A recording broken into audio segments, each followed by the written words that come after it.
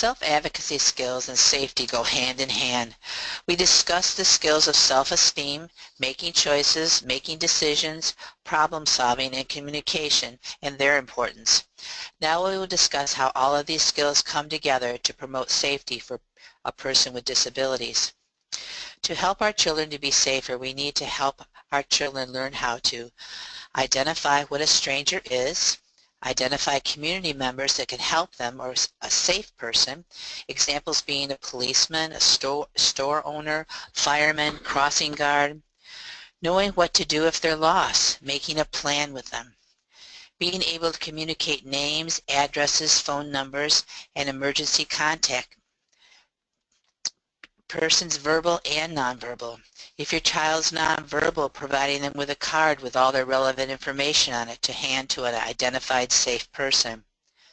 We need to teach them how to use a cell phone, how to identify public versus private spaces. Schools and libraries are public, but homes and cars are private. They need to know the parts of their bodies by their true names and that no one can touch them in certain areas. They need to know how to say no.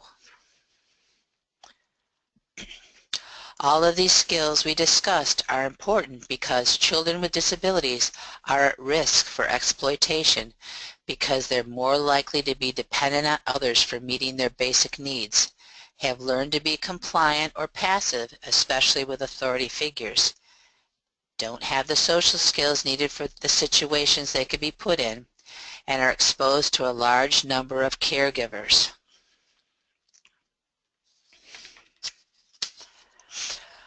A person with a disability is 8 to 10 times more likely to be sexually assaulted than a person without disabilities.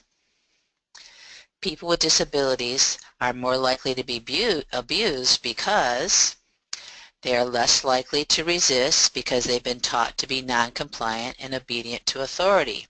They are less likely to report either out of fear or intimidation or not having the verbal skills to report.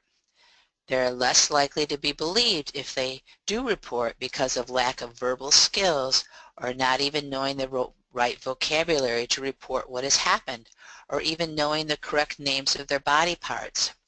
One adult woman complained that her upper leg hurt, and finally someone was able to figure out that she'd been raped.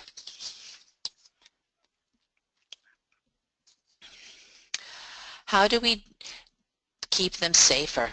David Hinsberger, who is a well-known speaker and consultant on issues of sexuality and other topics regarding people with developmental disabilities, said to keep children safer, you need to teach them about modesty around the age of 5 years of age. Where is it appropriate to take off their clothes and in front of who?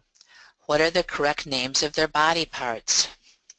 They need to learn about relationships through family dynamics.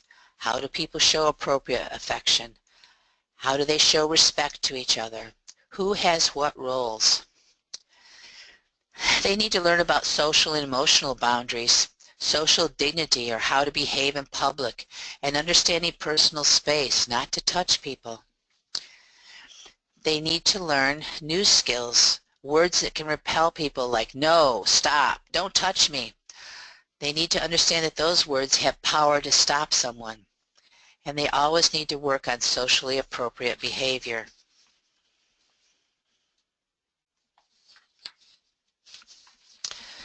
To help children be safe, they need to understand that hugging is not always appropriate.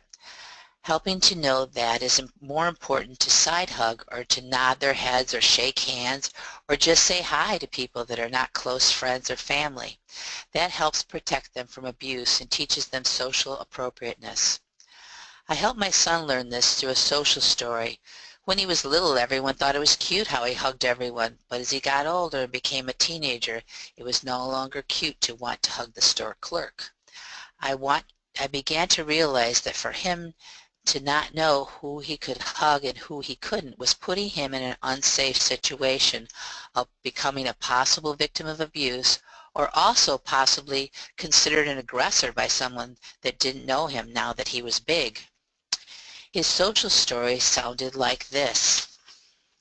Hi, my name is Joe. I live at home with my family at one, and, and sometimes I like to give my mom, dad, or my sister or grandma a hug because they are my family and I love them. Families hug each other. When I go to school or church or the YMCA, I say hi to the people I see. Sometimes I shake the person's hand when I say hi. When there's time, I like to stand and talk to them. I do not hug these people because they're not my family. They are my friends and my teachers, and I only hug my family. I like to talk with my friends and teachers. My friends and teachers like it when I keep my hands down to myself when I talk to them. It makes them happy. My son did well learning from that social story. In fact, if people came up to hug him that were not members of our family, he would tell them, "I can't hug you because you're not my family." We had to make that hard distinction between family and not family for him because it was a concrete concept that my son could understand. There's more information on writing social stories in your resource section.